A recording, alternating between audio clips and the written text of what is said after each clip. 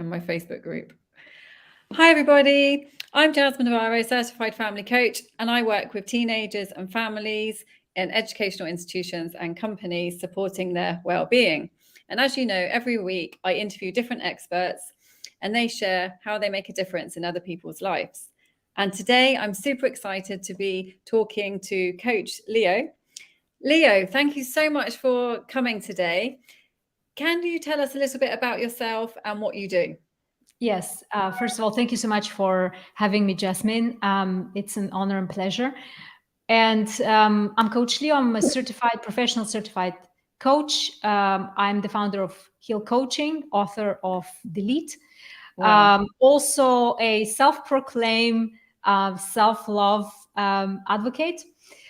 And I work with high achievers, tech entrepreneurs, business owners, and also their organizations, and I help them create the life and business they deserve and desire. So here's my pitch to start with.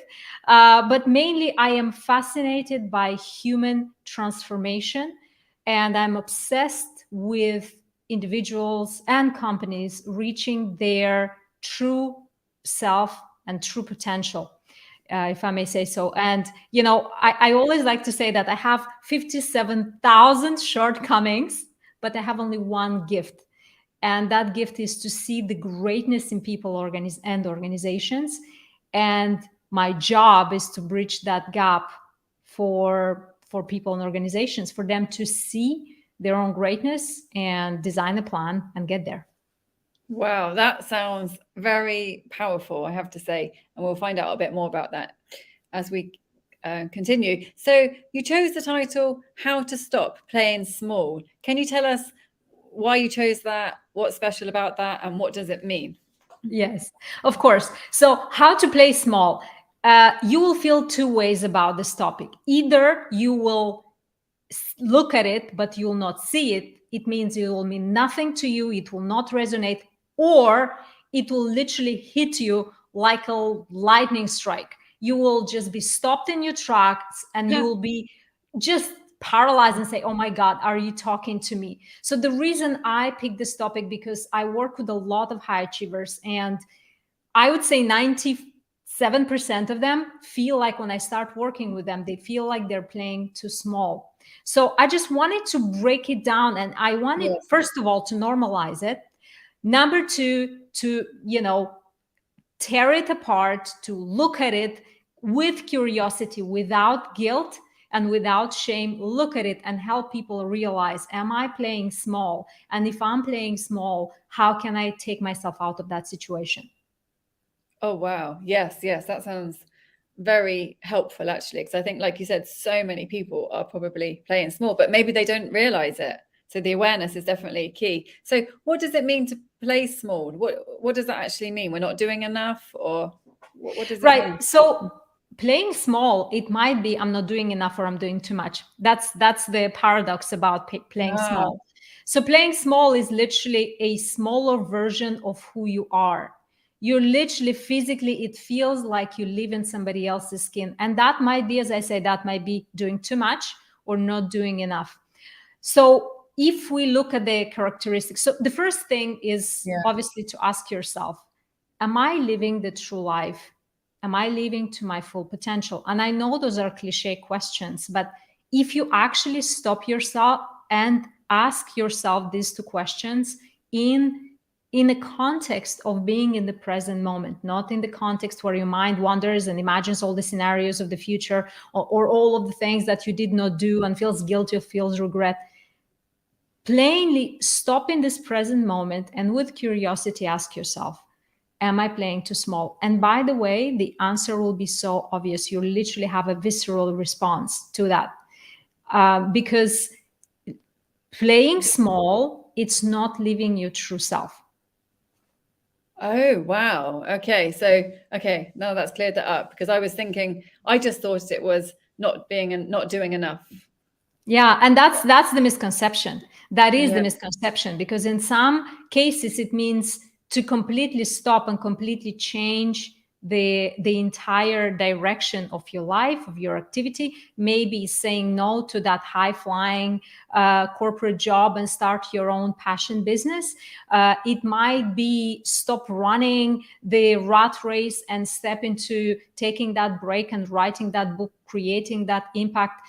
But ultimately, the playing small scenario comes when you're not living your true self. And what that does mean, what does it mean? It means that, so three reasons people play small. Number one, they play small because they never took time to really imagine the greater version of their life. Number two, they don't believe a greater version of their life is even possible. And number three, they've thought about it, but they are so drilled. They're drilled. The society drilled into their heads that they should be grateful for whatever they have. So they feel guilty for asking for more. They feel like there is the next level of their life. There's something more there. But then there's this narrative, oh my God, you've done so much. Look at your life. Why you are not grateful? So people start feeling guilty actually for wanting more. And that's where they stop wanting more and they start playing small. Now, these are the three reasons why people play small. And also, people dim their light intentionally. And that's the biggest strategy, because dimming your light intentionally is literally seeing that better, faster, slower, different, more impactful life and saying, no, actually, I'm just going to stay here. And choosing to dim your light is a bit different than playing small, because you choose to dim your light because of other people generally. So number one, really? People. Yeah. So number one, you have friends, right? So maybe your friends are not doing as well as you do. And they come to you and they say, well, right, here are 1 to 10 problems in my life right now. Your life is so much better. You have everything figured out. Oh my God, look at my life. I have all these problems, right? So then you, as a well-meaning friend, you want to help them, you help them, and then you feel guilty for wanting more in your life. Oh, wow. Yeah. And this could happen on a subconscious level as well. Like you 100%. Might not even realize you're doing this. Yeah. Or another scenario is when you choose to play small because of a loved one, right? Because you sense subconsciously that your growth might trigger their insecurities. Let's say if you have a partner or you have someone in your family who are not very much into personal growth. Yeah. And they will subconsciously hold you to where you are right now because they are comfortable. You being uncomfortable and you growing will trigger their own insecurities. So that's the second scenario. And the third scenario is actually selfish bosses or maybe selfish people who want you to stay where you are in service of their own interest. Wow, it's very interesting. And as you're explaining this, I'm thinking, do I play small? And if I do, what's the reason? So and it's funny that you mentioned a lot of reasons people play small is because of outside influences. Whereas for me, as soon as you said that, I thought my biggest fear or block would be about me, not about anybody else, actually. Yeah. But then I guess even if it is about somebody else, that's still about you, isn't it? Because that's still about your feeling about somebody else. So it all comes from us anyway. Yeah, 100%. So that's about dimming your light part. Dimming your light part is about other people. Playing small is about you. So there's two components. But dimming your light, even if it is about other people, it's about how you perceive your presence will affect other people. So it's still about you. It might not be true. You might be worried about them, but really it's not true. I love what you're saying. I really love what you're saying, because it is the extra. So you want to be aware. So people are being extremely aware of their impact on other people. Right. So aligning yourself with other people is important for us. We are social creatures. Being accepted and being aligned with the people around us is very, very important. Now, here is the dilemma. Do I align myself with a loved one who's not into personal growth? Or do I choose to make myself uncomfortable, hence make them uncomfortable, and say yes to the life that is calling my name? And we'll talk about it. We'll talk about, I call it the divine discomfort, right? Oh, I love that. Divine discomfort. Right? Yeah, the divine discomfort is like well, it comes with a brick, like a brick on your head. It comes like a whisper into your ear.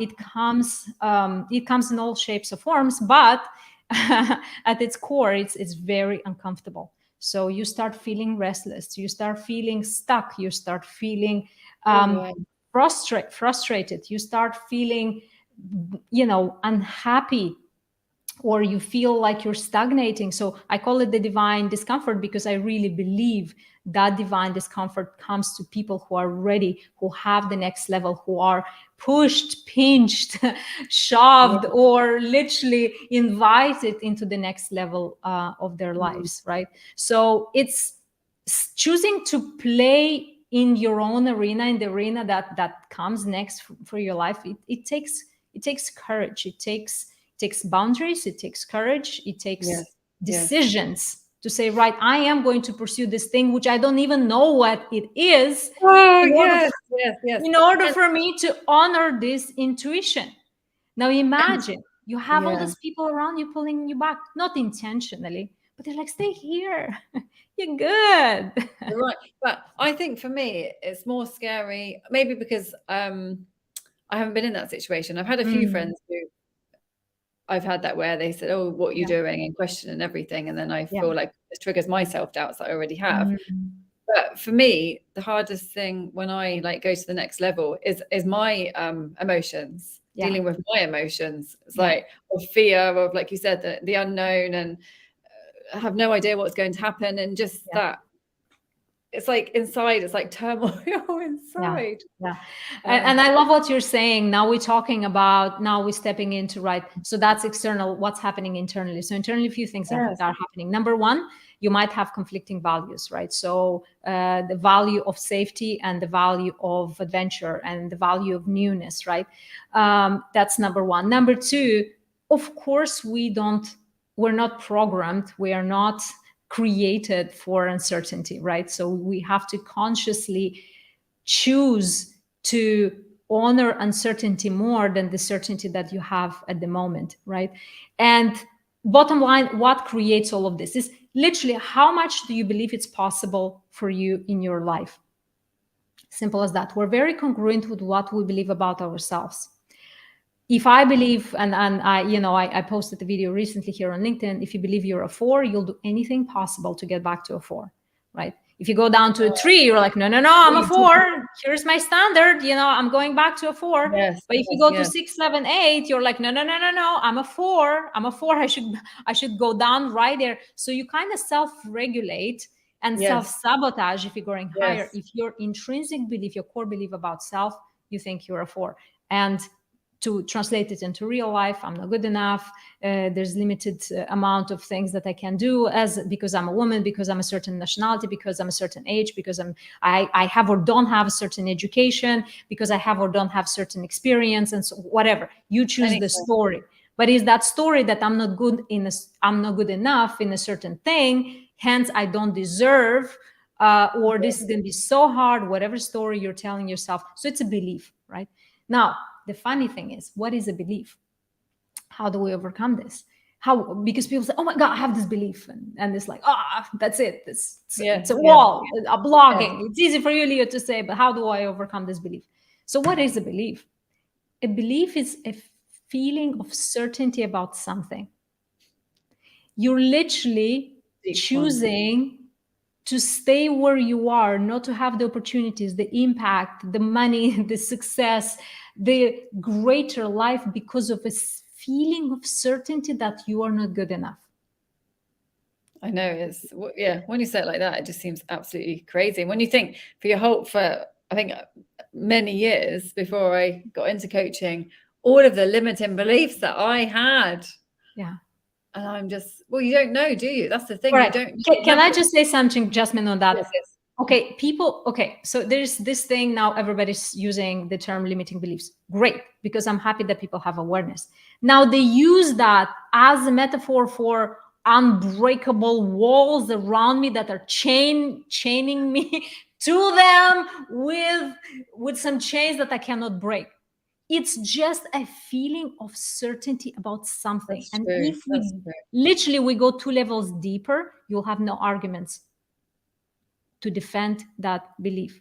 So what I'm inviting people to say, Yes. if you're using this term, make sure that you are aware about what it really is. What does limiting belief mean to you? And how is it that you are empowering yourself to overcome those versus using that, I'm having, using that as an excuse of not pursuing what you want to pursue. Well, you're right. You hit the nail on the head. It's all about what meaning we put to something. Yeah. It's all about that. And that's our perception and a feeling of certainty, or whatever language we use. It's mind blowing, really, when you think about it. So you mentioned about playing small. So if we ask ourselves this question and the answer is yes, I am playing small. Yeah. What do we do next? I love that question.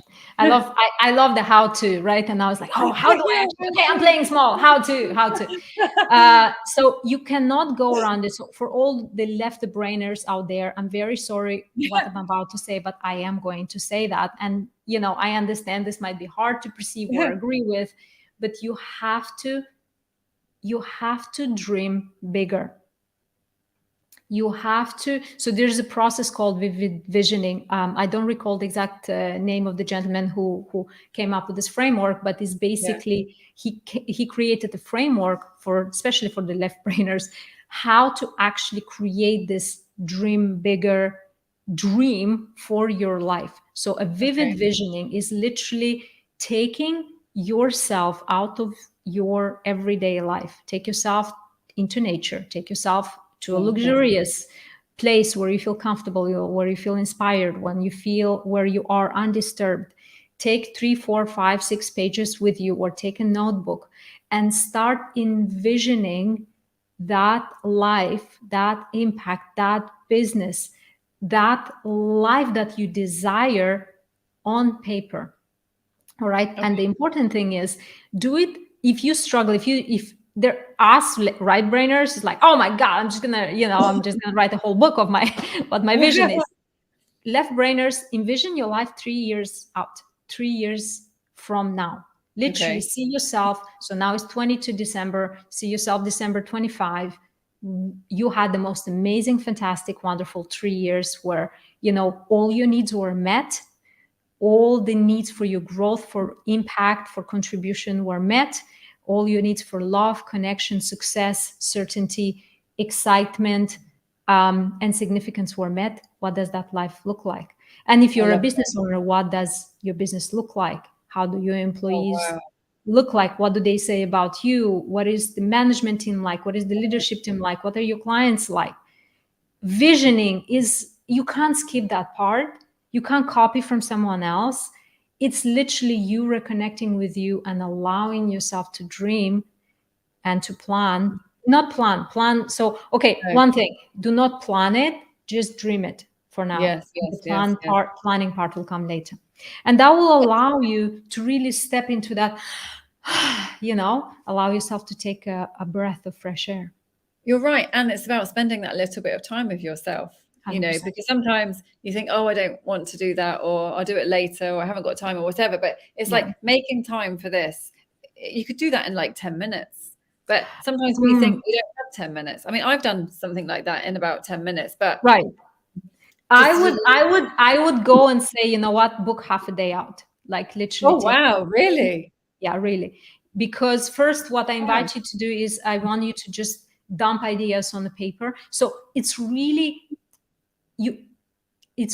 allowing yourself for a few hours to live in that future, to see that, to smell it, to sense it, every single aspect of it.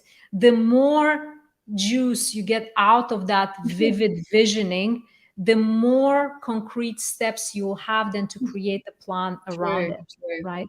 So that is a very important part, in my Yes. opinion. Another thing, what's important to say, people, you know what is the most dangerous?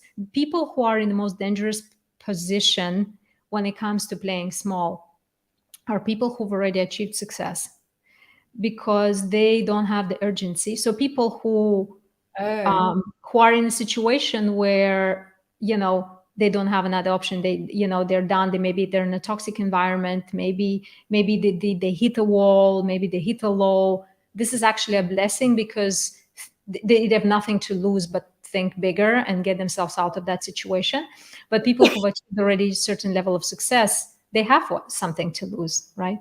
And as they say, why did the frog boiled in the water? Because oh. the temperature is going up slowly and slowly and slowly. So because they're comfortable already, they've achieved certain success, they're like, why should I put myself through that again? But But do you guess what? think, Yeah. but don't you think that's okay? If they decide that, then that's okay. Or do you think that you should always push yourself? 100%. If they're genuinely okay with where they are, that is Yeah. amazing. But if they have that intuition, because Oh, we're okay. talking about, if you had the divine discomfort, I call it the Right. divine discomfort, Yes. if you have the divine discomfort within you and you're gaslighting yourself out of taking action just because you're good where you are, you're not supposed to want more, otherwise you will be ungrateful. Then that is a situation where it's harder for people to choose to say yes and to step into the great discomfort, and then have the divine trust and take the divine action, and all of those other steps that will lead them to whatever their life is supposed to be. You're right. And what I love about what you're saying here is, it's not just it's not a quick fix and an instant gratification. It's work and it takes Mhm. time. And I think that is really an important thing. I know I said I spent 10 minutes doing that, which I did get a lot of clarity from it. Yeah. But now I can see what you're saying as well. And actually coaching in general and working on yourself in general, well, it's a lifetime process, isn't it? But also it is hard work and it does take time, but the rewards are amazing. But it's not like everything's going to change immediately. Like, we have to put the work in, don't we? And and it could be a slow process sometimes, it's ongoing. So I love what you're saying about it's not easy, basically. It's simple. Okay, about the easy part, right? So now let's think what easy means. Yeah. It's easy, better to live a being conformed to what you have, to what the society is expecting of you. Is that really easier? Is that easier to to have that yearning for something more, to have that longing for, you know what would my to have that question in your head, what could my life really be? Is it Wow. easier to live for the rest of your life with that question in your head, really?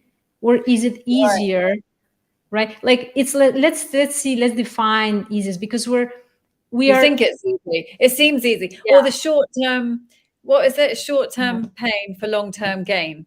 So it Mm, feels easy for yeah. now, but Yeah. but long term, it's not actually the easiest solution. But What it's would you, and it's simple. Just do this exercise. Picture yourself 10 years out, 15 years out, 20 years out. What if you never take action? You never scary. you never change. You say, oh, you hush yourself and say, you know what? Maybe it's for somebody else, for her, easy for her to say, easy for them to Yes, say, I'm yes. good. Oh, I have responsibilities. That's another big one. I have responsibilities. I can't afford it. I cannot do it, and so on and so forth. Which is fine, which all of these things are true. It's not either or. Yes, and do you still choose to pursue that calling I love it. within Yeah. your heart and that bigger version of your life, whatever that means to you? Yeah, amazing, Leah, amazing. So we've asked the question, am I playing small? Yes, I am. So then there's some exercises we can do. Yeah. What's the next thing after that? Or is that it, sort of thing? No, no, of course not. So once you have the vivid visioning, now the resistance will come. The resistance will be sort of, what are you looking for? And just resistance from yourself, from your own mind, from other people around it. Now, the next step is, we have in life what we need, not what we want. You have to make it a need, right? So even if it's a want, that new version, that bigger version, whatever you created, you have to make it into a need, because when you make it into a need, then action taking is automatic. If it's a want and you constantly have to talk yourself into taking action, it's not going to work. So the next step, make it into a need. How do you make it a need? Attach positive emotions with, now you have the vision, three years out, attach positive emotion to that, and attach negative emotions to staying the same. Literally intensify the pain of you staying the same. Imagine yourself, as I said, that, the second exercise, yourself in 10, 15, 20 years from now, not doing nothing, not changing. Associate pain with staying the same. Associate excitement to change. And now the next step is take the knowledge and push it into action. And why I'm doing this, as I'm saying this, is the knowledge lives here, the action lives here. Literally take this knowledge, take this decision, push it in through your body, make yourself uncomfortable if you don't take action towards that dream.